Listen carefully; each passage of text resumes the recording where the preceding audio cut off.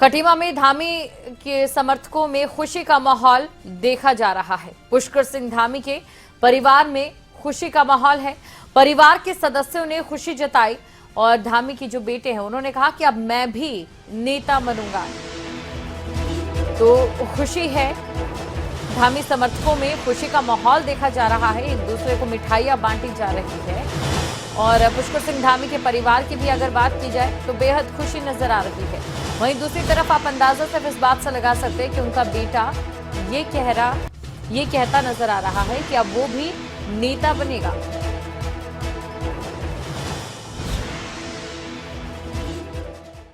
मैं सीएम बनूंगा। कितनी खुशी हो रही है बेटा पापा? बहुत। अब मैं नेता बनूंगा। बहुत खुशी हो रही है, बहुत अच्छा लग रहा है। अच्छा, थोड़ा दुख हो रहा है, उसके पिताजी ने नहीं देखी है, वो भी देखना चाहते थे।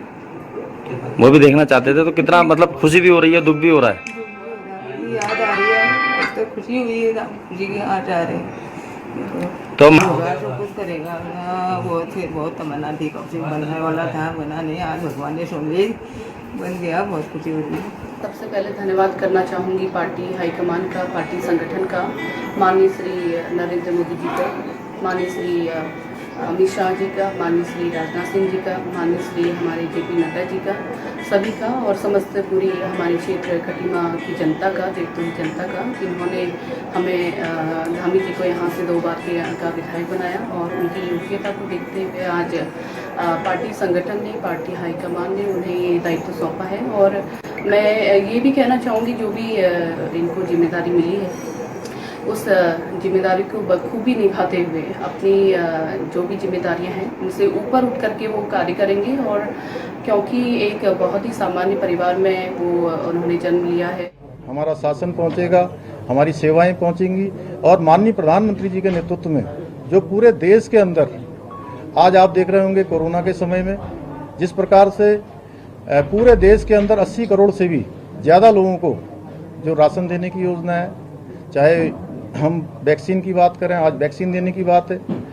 एक तरफ जहां दुनिया के दूसरे देश जो हमारे बीच में कोरोना वायरस लेकर आ रहे हैं, अपनी प्रयोगशालाओं में कोरोना वायरस का निर्माण कर रहे हैं, और वहीं विश्व बंधुत्व की भावना जो हमारी हमेशा से रही है, जो हमारा सनातन रहा है कि उसको लगातार दूसरे देशों को भी, हमारे देश को तो दे ही रहे हैं। देश के अंदर आज 34 करोड़ से भी ज़्यादा लोगों को वैक्सीनेशन हो चुका है और दुनिया के दूसरे देशों को भी हमारा देश वैक्सीन देने का काम कर रहा है।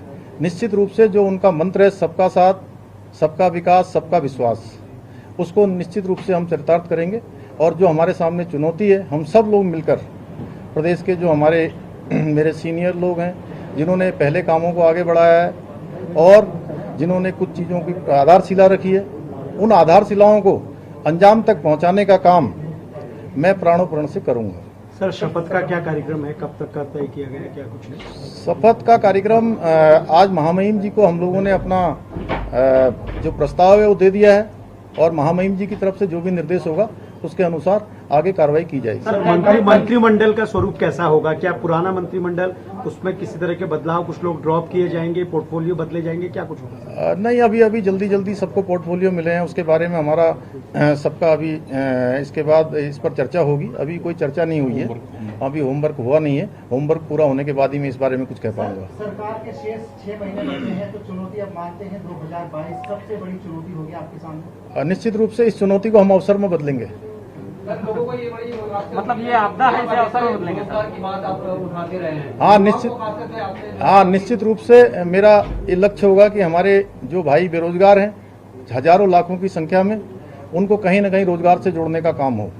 और जो उसके लिए मैं युवा मोर्चा का प्रदेश अध्यक्ष रहते हुए लगातार उसके लिए मैंने, चाहे वो विधानसभा का घेराव हो, चाहे हमारे रुद्रपुर में सिटकुल का घेराव हो, ऐसे बहुत सारे कार्यक्रम हम लोगों ने जो है स्थानीय जो हमारे यहाँ के उद्योग हैं उन उद्योगों में रोजगार मिले, सरकारी नौकरियों में उनको रोजगार मिले, उसके लिए लगातार आंदोलन किए हैं, उसको आगे बढ़ाएंगे। और सारे प्रदेश के युवा जानते हैं कि निश्चित रूप से उन युवाओं के विश्वास को और दृढ़ करने का काम हम करेंगे। सर, 6 महीने का कार्यकाल है, आपदा प्रदेश भी ये कहा जाता है। आपने अभी कहा कि इस चुनौती को हम अवसर में बदलेंगे, तो चुनौती क्या ये आपदा थी जिसको आप अवसर में बदलेंगे?